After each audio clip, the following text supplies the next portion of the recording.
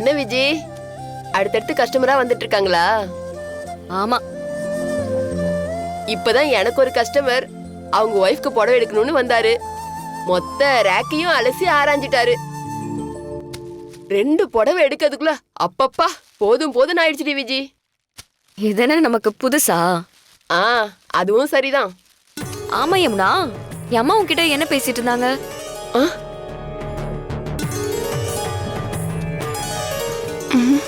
திடீர்னு அதை பத்தி கேக்குறா. அம்மா இவளை பத்தி கேட்டதெல்லாம் சொன்னா இவ எப்படி ரியாக்ட் பண்ணுவான்னு தெரியலையே. என்னடி யோசிக்கிற? யோசிக்கலாம் இல்ல, இதுல யோசிக்கிறதுக்கு என்ன இருக்கு? அம்மா என்கிட்ட பெருசா என்ன கேட்க போறாங்க? நான் எப்படி இருக்கேன், இவ்வளவு நாளா எங்க இருந்த, என்ன ஏதுன்னு என்ன பத்தி கேட்டுட்டு இருந்தாங்க, அவ்வளவுதான். நான் இருக்கும்போது உன்னை பத்தி கேட்டாங்கன்னு எனக்கே தெரியும். நான் இல்லாதப்போ என்ன கேட்டாங்க? இவ கேக்குறத பார்த்தா நானும் அம்மாவும் பேசிட்டு இருந்ததை கேட்டிருப்பாளோ? என்ன விஜி, நீ இல்லாதப்ப என்ன பேச போறோம்? என் அம்மா அப்பா ஃபேமிலிய பத்தி தான் கேட்டுட்டு இருந்தாங்க, வேற எதுவும் பேசல. பொய் சொல்லாத யமுனா, எங்க அம்மாவை பத்தி எனக்கு நல்லா தெரியும். கண்டிப்பா நான் உள்ள போனதுக்கு அப்புறம் உன்னை பத்தி கேட்டிருக்க மாட்டாங்க. என்னை பத்தி தானே கேட்டாங்க. நான் ஒருத்தனை நம்பி ஓடி போனேனே, அவன் இப்ப எங்க இருக்கா, என்னவா இருக்கா, அவன் எப்படிப்பட்டவன், நான் அவனை பார்க்கணும், அவன் வீடு எங்க இருக்கு, இது எல்லாம் கேட்டிருப்பாங்களே.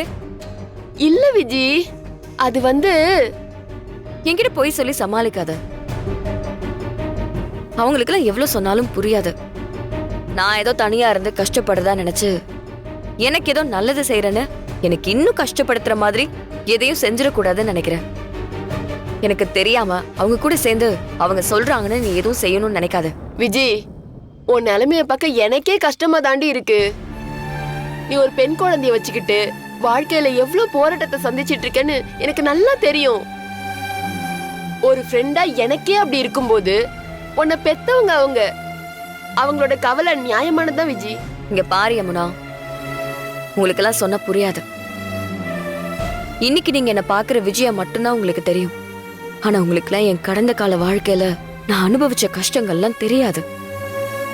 என் வாழ்க்கையில நான் யாருக்கும் தெரியப்படுத்தாத பக்கங்கள்னு நிறைய இருக்கு. ஏற்கனவே நான் ஒருத்தனை நம்பி போய் வாழ்க்கையில ரொம்ப பட்டுட்டேன். சாகுற வரைக்கும் குறையாத அளவுக்கு வலி அவன் கொடுத்துட்டான்.